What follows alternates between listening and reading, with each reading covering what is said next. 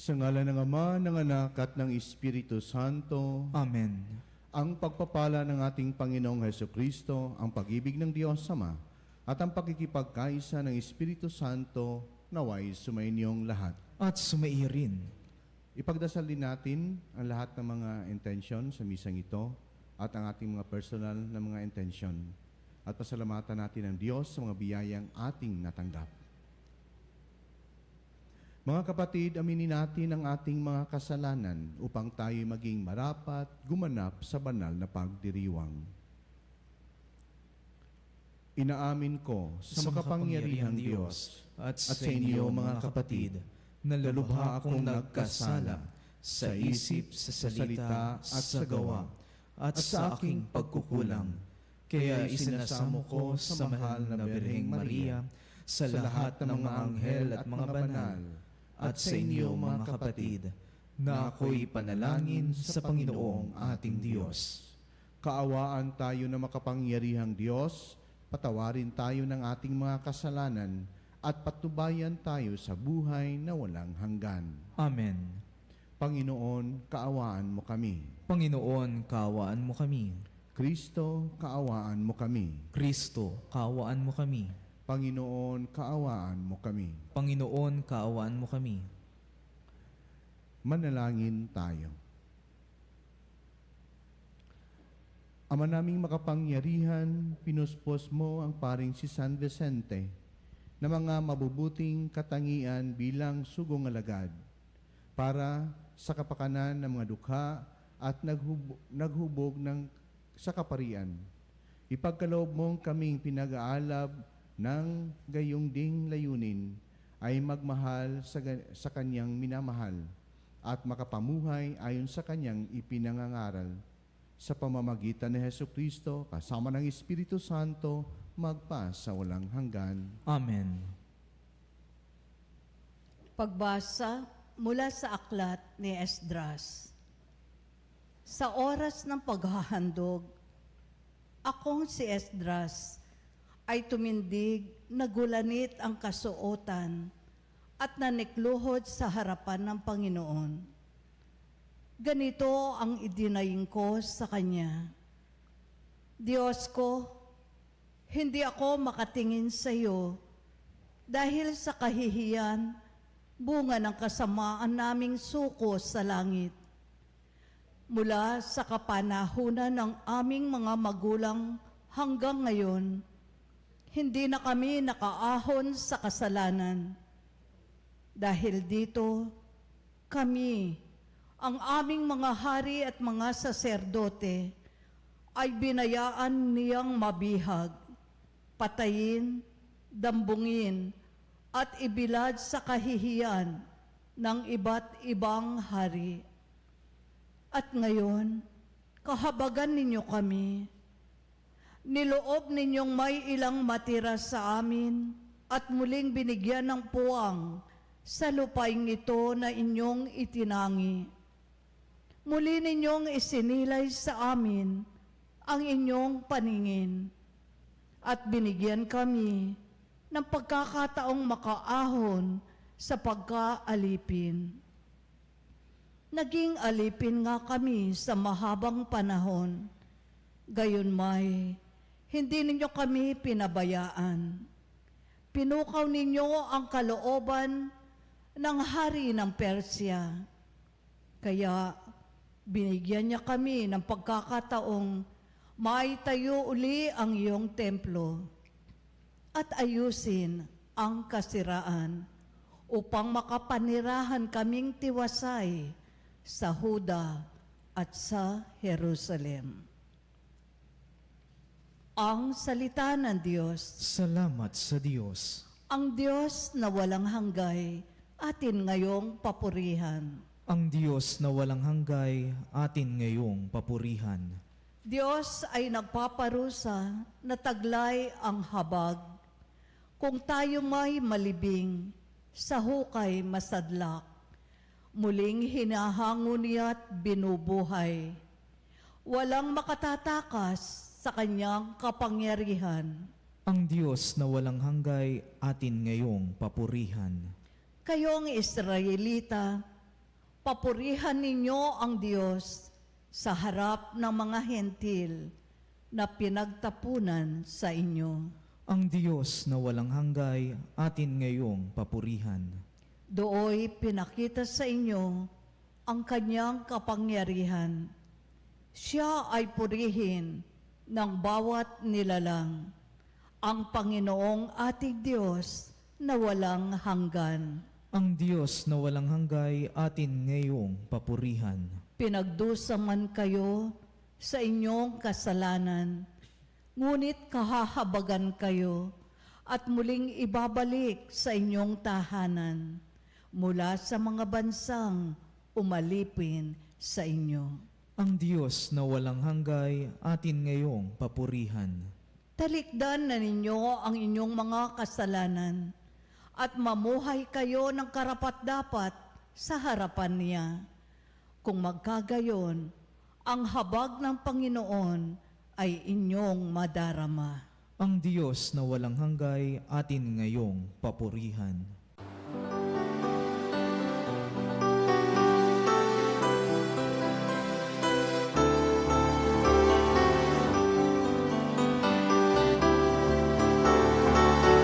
Hallelujah, hallelujah, hallelujah, hallelujah, hallelujah, hallelujah, hallelujah.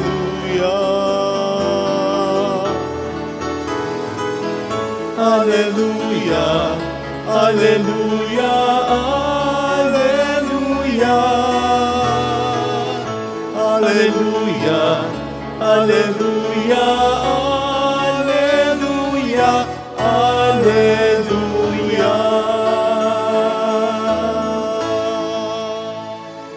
Sumainyo ang Panginoon. At sumairin, Ang mabuting balita ng Panginoon ayon kay San Lucas. papuri sa iyo, Panginoon. Noong panahong iyon, tinawag ni Jesus ang 12 at binigyan sila ng kakayahan at makapangyarihang magpalayas ng mga demonyo at magpagaling ng mga karamdaman. At sinugo niya sila upang ipahayag ang paghahari ng Diyos at magpagaling ng mga may sakit. Sila'y pinagbilinan niya, huwag kayong magbaon ng anuman para sa inyong paglalakbay, kahit tungkod, supot, tinapay, salapi o bihisan. Makituloy kayo sa alinmang bahay na tumatanggap sa inyo at manatili roon hanggang sa pag-alis ninyo sa bayang iyon. At sakaling hindi kayo tanggapin, umalis kayo roon at ipagpag ninyo ang alikabok ng inyong mga paa bilang babala sa kanila. Kaya't humayo ang mga alagad at naglakbay sa mga nayon at ipinangangaral ang mabuting balita at nagpapagaling ng mga may sakit sa lahat ng dako. Ang mabuting balita ng Panginoon. Pinupuri ka namin, Panginoong Heso Kristo.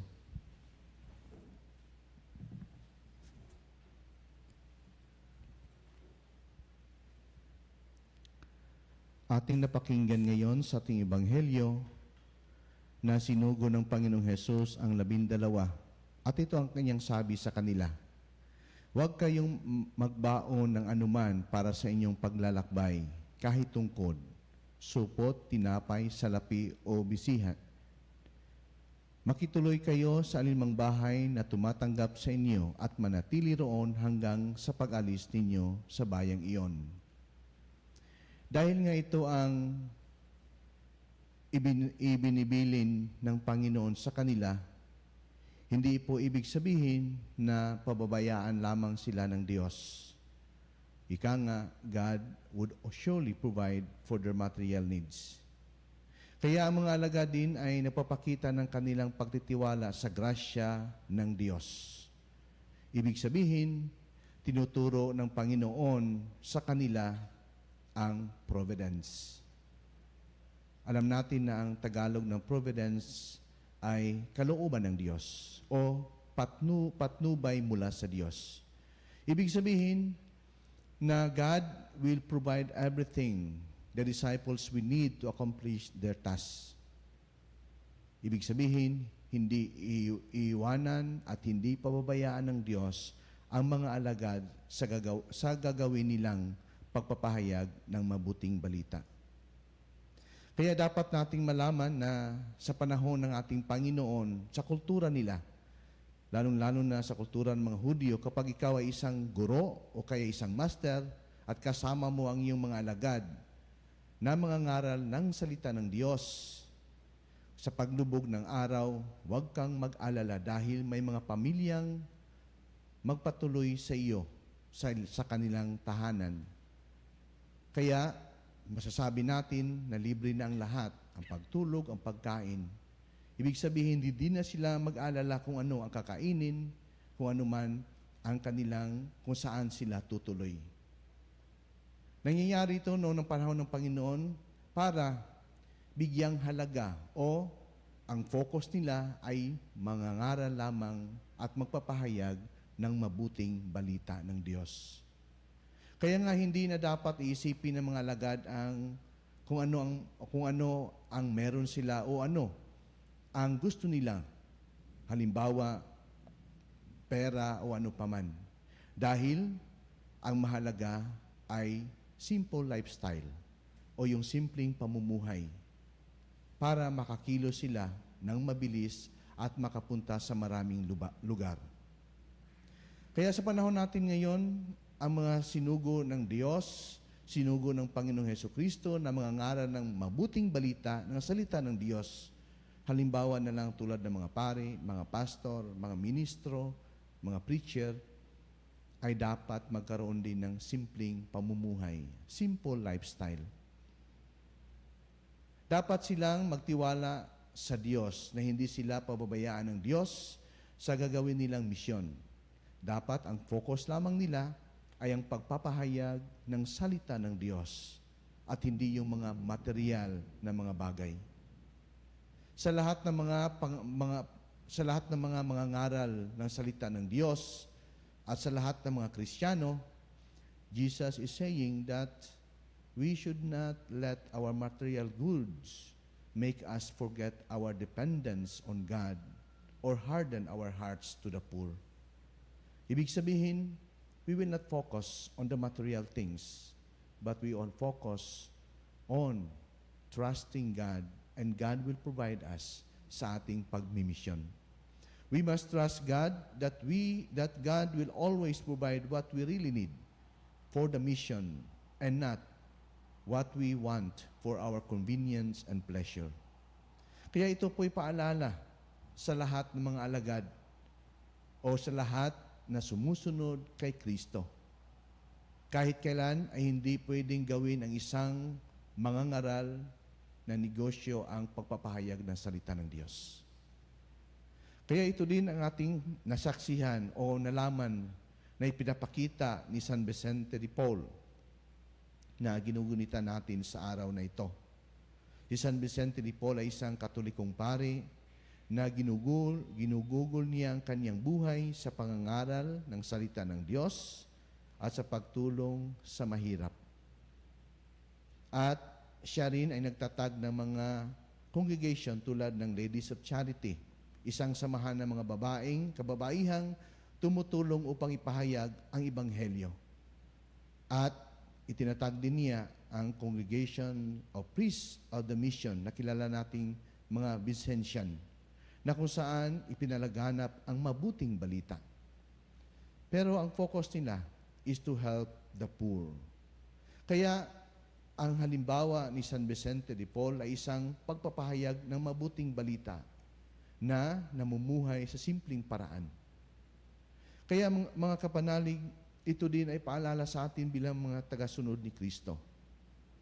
Ang ipinapakita ni San Vicente de Paul ay isa lamang sa mga halimbawa na itinuturo ng Panginoong Hesus. At ito din dapat nating tupdin sa ating buhay pananampalataya na magiging tagapagpadala ng mabuting balita sa lahat sa pamamagitan ng simpleng pamumuhay at pagsasabuhay ng salita ng Diyos. Kaya mga kapanalig, tayong lahat ay mga alagad ng Diyos. Mga pari, mga reliyoso, mga lingkod ng simbahan, mga bininyagan. Kaya isang paalala sa atin na sana suriin natin ang ating sarili. Baka, dala-dala natin ang mga sangkatutak na mga bagahe o yung mga bagay na nagiging hadlang sa pagganap natin sa ating misyon bilang isang Kristiyano. Kaya ito'y paalala sa atin na bilang mga bininyagan at mga alagad ng Diyos, ipalaganap natin ang mabuting balita sa pamamagitan ng ating gawa, sa simpleng paraan, sa simpleng pamumuhay. Alalahanin natin ang sinabi ng Panginoong Hesus, huwag kayong magbaon ng anuman para sa inyong paglalakbay, kahit tungkod, supot, tinapay, salapi o bisihan. Makituloy kayo sa alinmang bahay na tumatanggap sa inyo at manatili roon hanggang sa pag-alis ninyo sa bayang iyon. Pinapaalala sa atin, we always trust in the providence of God. God will always provide. Ang sa atin, gagawin natin ang ating tungkulin bilang alagad, ang pagpalaganap ng mabuting balita.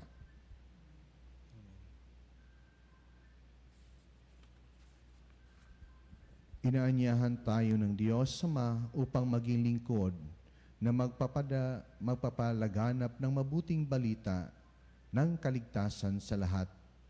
Hilingin natin sa Ama na gawin tayong kapanipaniwalang mga saksi. Panginoon, dinggin mo ang aming panalangin. Panginoon, dinggin mo ang aming panalangin.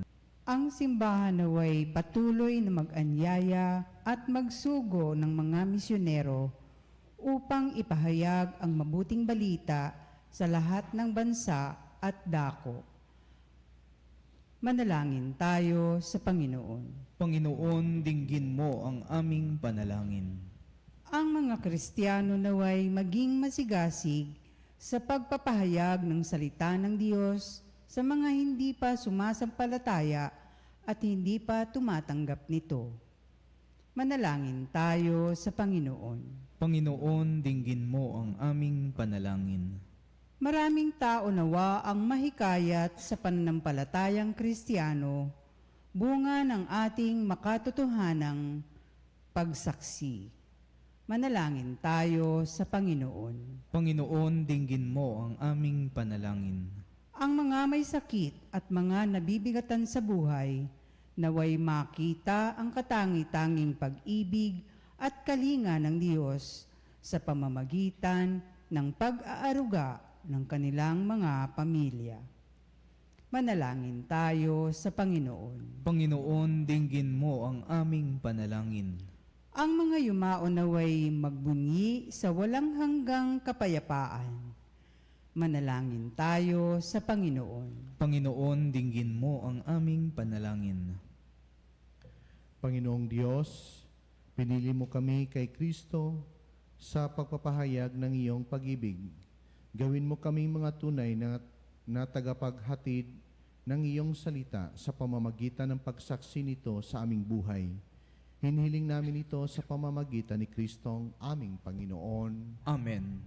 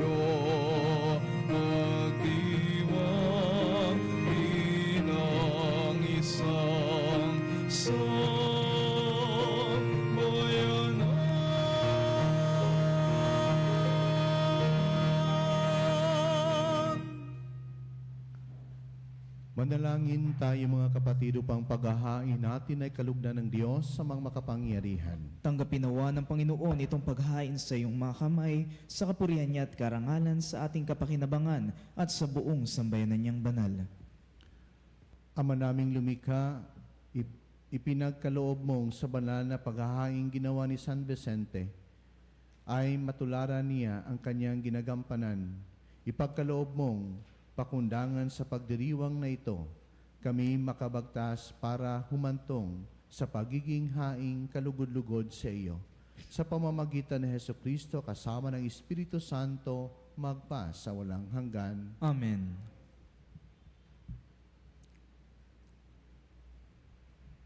Sumainyo ang Panginoon. At sumairin, Itaas sa Diyos ang iyong puso at diwa. itinaas na namin sa Panginoon. Pasalamatan natin ang Panginoong ating Diyos. Marapat na siya'y pasalamatan. Ama naming makapangyarihan, tunay ngang marapat na ikaw ay aming pasalamatan.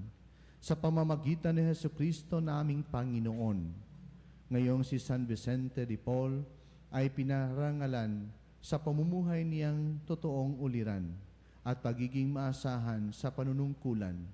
Kaya't si Jesucristo na maasahan sa katapatan ay inihahayag sa pangangasiwa ng sambayanan. Ang malasakit na mga ulirang tagapangasiwa noon ay nagpapatuloy magpahanggang ngayon sa mga panalangin kanilang iniukol kaysa ng sambayanan mong dito'y nagtitipon. Kaya kaysa ng mga anghel na nagsisiawit ng papuri sa iyo na walang humpay sa kalangitan, kami nagbubunyi sa iyong kadakilaan.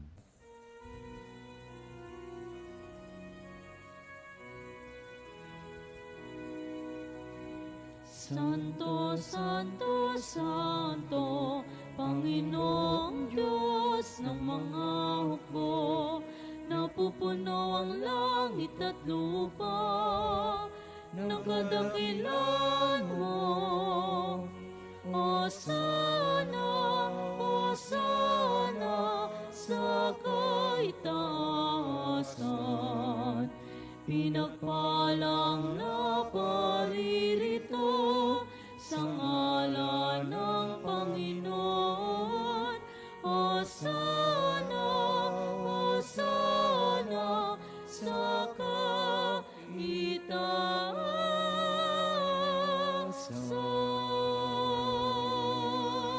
Ama naming banal, ikaw ang bukal ng tanang kabanalan. Kaya't sa pamamagitan ng iyong Espiritu gawin mong banal ang kaloob na ito upang para sa amin maging katawan at dugo ng aming Panginoong Heso Kristo. Bago niya pinagtiis ang kusang loob na maging handog, hinawakan niyang tinapay, pinasalamatan kaniya, pinaghati-hati niya iyon, inabot sa kanyang mga alagad at sinabi, "Tanggapin ninyong lahat ito at kanin. Ito ang aking katawan na ihahandog para sa inyo."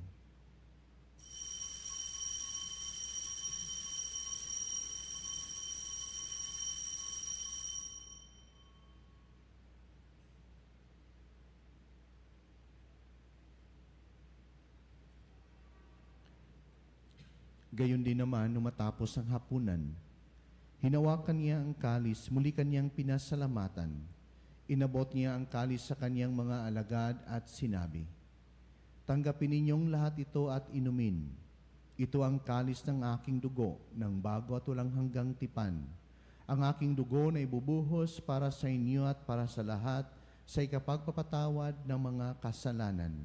Gawin ninyo ito sa pag-alala sa akin."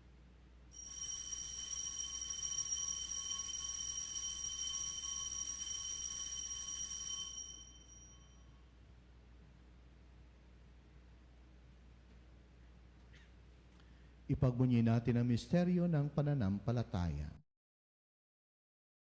Aming pinahayag na namatay ang iyong anak, na buhay bilang Mesiyas at magbabalik sa wakas para mahayag sa lahat. Ama, ginagawa namin ngayon ang pag-alala sa pagkamatay at muling pagkabuhay ng iyong anak. Kaya tinaalay namin sa iyo ang tinapay na nagbibigay buhay at ang kalis na nagkakaloob ng kaligtasan. Kami nagpapasalamat dahil kami yung minarapat na tumayo sa harap mo para maglingkod sa iyo. Isinasamo namin kaming magsasalo-salo sa katawan at dugo ni Kristo ay mabuklod sa pagkakaisa sa pamamagitan ng Espiritu Santo. Alalahanin mo rin ang mga kapatid naming nahimlay na may pag-asang sila'y muling mabubuhay. Gayon din ang lahat ng mga pumanaw. Kaawaan mo sila at patuloyin sa iyong kaliwanagan. Kaawaan mo at aginapatin kaming lahat na makasalo sa iyong buhay na walang wakas. Kaisa na mahal na Berheng Maria na ina ng Diyos, ng kabiyak ng puso niyang si San Jose, kaisa ng mga apostol, ni San Vicente de Paul at lang lahat ng mga banal na namuhay dito sa daigdig ng kalugod-lugod sa iyo. May pagdiwang nawa namin ang pagpupuri sa ikararangal mo sa pamamagitan ng iyong anak, naming Panginoong Hesu Kristo.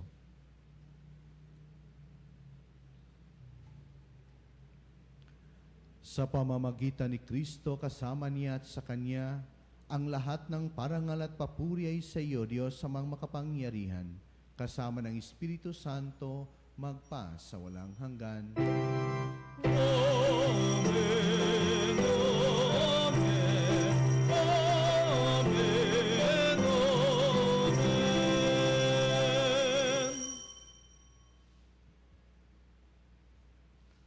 Sa tagubili ng mga nakagaling na utos sa turo ni Jesus na Panginoon natin at Diyos, ipahayag natin ng lakas loob.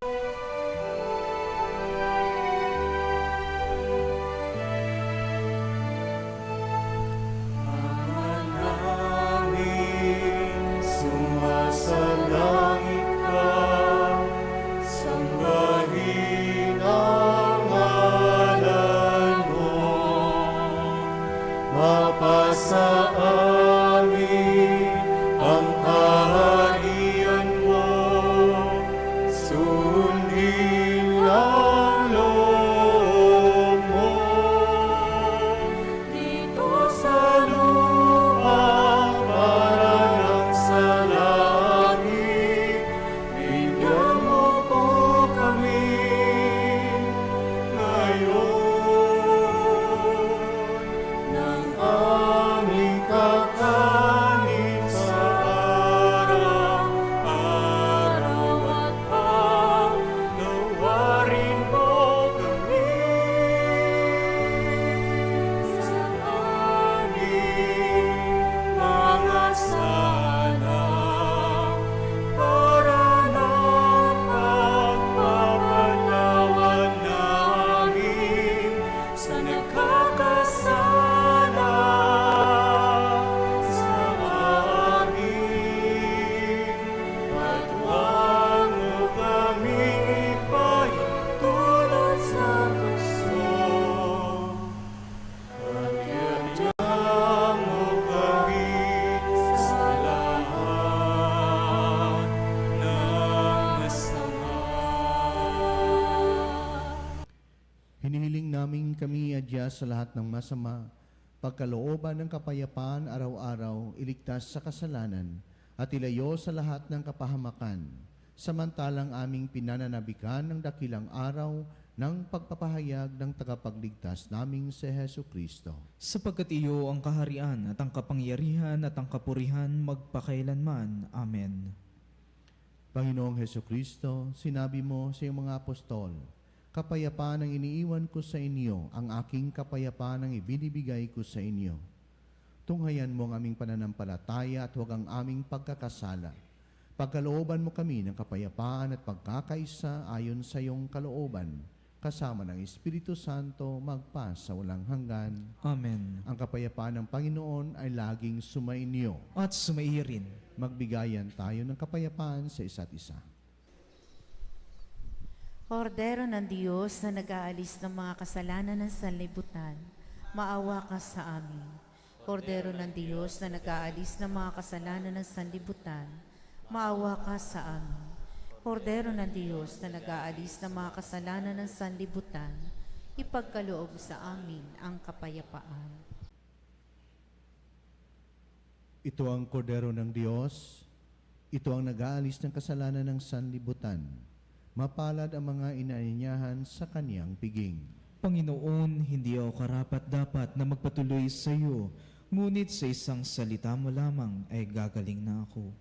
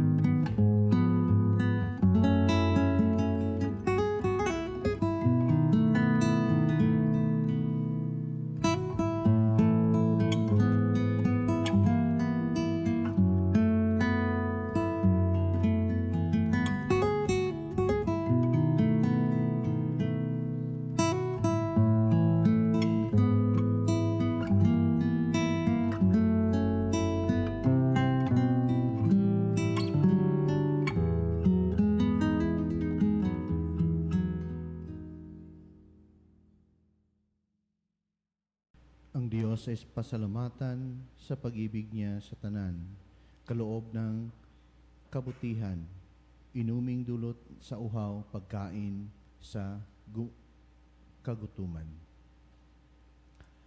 Manalangin tayo.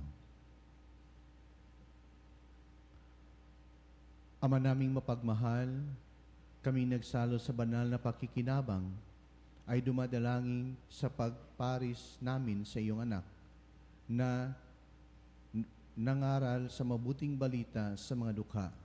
Kami naway mabighani sa mga halimbawa ni San Vicente at matulungan ang kanyang pagtatakilik sa pamamagitan ni Jesucristo kasama ng Espiritu Santo magpa sa walang hanggan. Amen.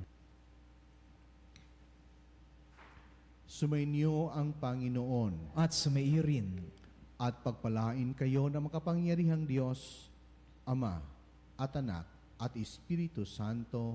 Amen. Humayo kayong taglayang kapayapaan upang mahalin at paglingkuran ang Panginoon. Salamat sa Diyos.